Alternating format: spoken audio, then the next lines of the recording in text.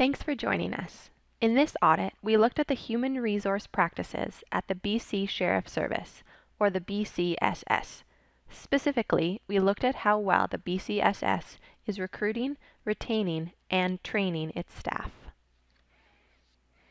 Overall, we found that while the BCSS launched a plan in 2017 to overcome some of its human resource challenges, more needs to be done. BC sheriffs provide for the safety and security of the courts. Typically, courts don't operate without a sheriff present, so a lack of sheriffs in courtrooms can delay and close the courts. And as per the Supreme Court of Canada decision on R.V. Jordan, if cases are delayed too long, they can be dismissed.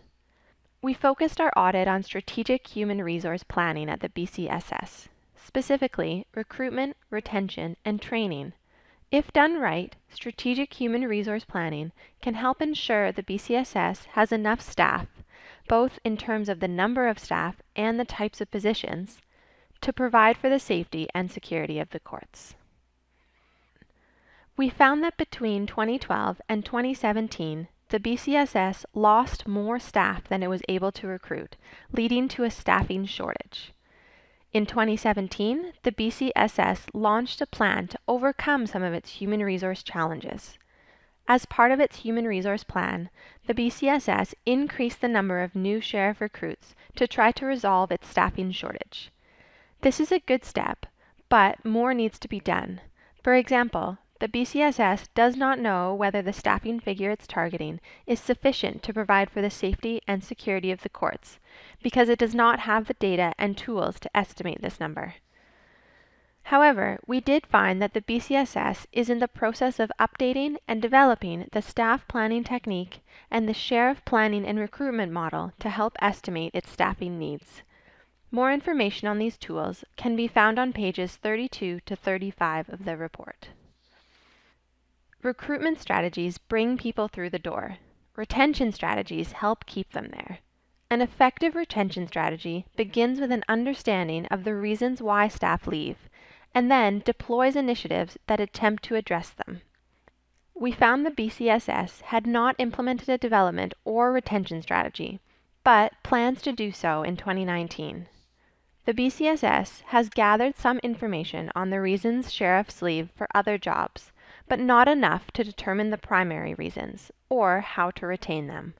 Retention is important given the critical need for sheriffs and the time and cost to train them. In terms of training, the BCSS has two distinct training streams, one for new sheriff recruits and one for in-service staff. We found that new sheriff recruits receive considerable high-quality training that prepares them for the job, such as legal studies, firearms, and use of force training. But we couldn't see that ongoing training did the same. Although the BCSS training policy outlines mandatory training expectations for firearms and use of force, we found that the BCSS did not have a comprehensive training plan for its in-service staff that captured all training expectations. Last year, when we first looked at the BCSS's mandatory training, we found that less than 40% of sheriffs re-qualified on their ongoing mandatory firearm and use of force training on time. However, during our audit, the BCSS relaxed its training requirements by allowing staff to go longer between re-qualifications. The BCSS made this change without examining the impact it would have on a sheriff's ability to safely use their firearm or exert force. And, even with this change, we found that 15 to 20% of staff had still not re-qualified on their firearm and use of force training on time. Improper use of a firearm or force can have significant consequences for courthouse staff and the public. Failure to properly train sheriffs increases the risk of incidents, accidents, and injuries should a sheriff need to use their firearm or force. In conclusion, we made 8 recommendations in this report to improve human resource planning and strategies at the BCSS. These include enhancing its business intelligence data, developing a retention strategy and overarching training plan, and monitoring the progress and effectiveness of its human resource strategies and overall objective of providing for the safety and security of the courts. That's our report summary for today. Thank you for joining us. We'd like to encourage you to read the full report. It and our other reports are available on our website at www.bcauditor.com.